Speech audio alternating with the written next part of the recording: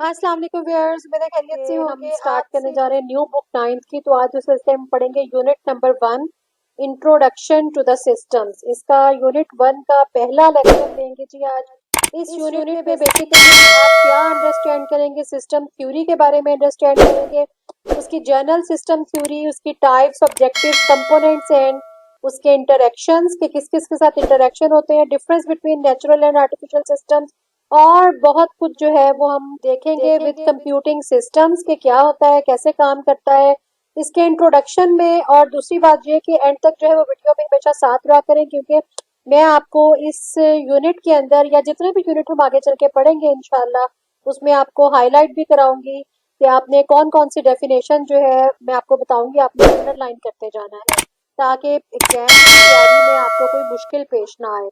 क्योंकि 8th से onward जब बच्चे 9th में आते हैं तो उनको एक मेजर जो है वो डिफरेंस नजर आता है कि पैराग्राफ के अंदर से भी जो है वो डिफरेंट डेफिनेशंस आ जाती हैं और स्टूडेंट्स को पता नहीं चलता। तो हम जब भी पैराग्राफ पढ़ेंगे साथ साथ में आपको डेफिनेशंस भी अंडरलाइन करवाती जाऊंगी। तो ये इंट्रोडक्शन का जो पहला पैराग्राफ है इसमें बेसिकली सारा सिस्टम्स के बारे में एक्सप्लेन किया हुआ है कि आप इस पूरे चैप्टर में क्या पढ़ेंगे और किस चीज को किस से रिलेट करेंगे, इसलिए इसमें से ऐसी कोई भी चीज नहीं है जो आपने याद करनी हो। उसके बाद आ जाए नेक्स्ट पहले टॉपिक के ऊपर, theory of the system. The idea of the system is useful to explain both the external reality as well as the internal one। वो कह रहा है जी द सिस्टम का जो आइडिया है वो यूजफुल होता है एक्सप्लेन करने के लिए, तो जब हम उसका एक्सटर्नल रियलिटी भी देखें और साथ साथ हम उसका इंटरनल सिस्टम भी देखेंगे वो किस तरह से वर्क कर रहा है। यहाँ से अब इसको अंडरलाइन कर ले। An information system is simply an organized set of components that are coordinated to perform a designated function। यानी एक इंफॉर्मेशन सिस्टम जो सिंपली क्या होता है, एक ऑर्गेनाइज सेट ऑफ कंपोनेंट्स होते हैं, यानी डिफरेंट कंपोनेंट्स होते हैं और उसको इस तरीके से ऑर्गेनाइज किया गया होता है दैट आर कोऑर्डिनेटेड, जो एक दूसरे के साथ कोऑर्डिनेट करते हैं, राब्ता कायम करते हैं, to perform a designated function. यानी डेजिग्नेटेड का मतलब है कि एक फिक्स फंक्शन जो है परफॉर्म करने के लिए जो ऑलरेडी उसको असाइन कर दिया गया है, जिस जो उसका पर्पस होता है उस फंक्शन को परफॉर्म करने के लिए वो सिस्टम जो है बनाया गया होता है।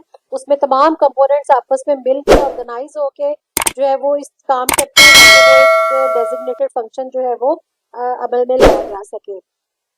All the components of the systems are in some way related, और ये तमाम कंपोनेंट सिस्टम के इस तरह से एक दूसरे से रिलेट होते हैं।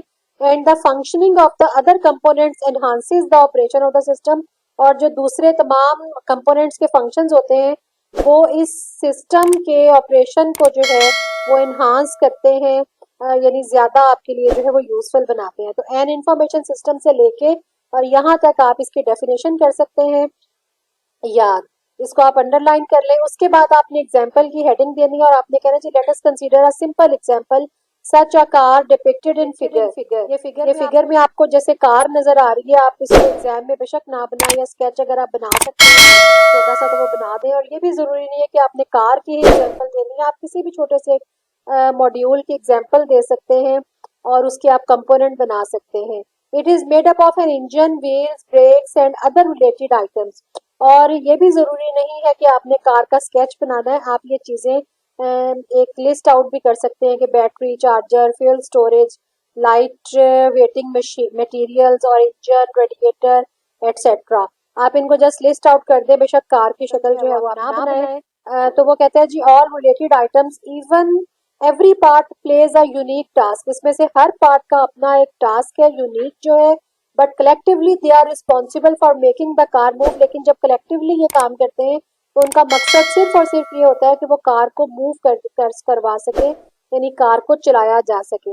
लाइकवाइज इसी तरह से every computer, organisms, machines has components that work together to achieve an outcome.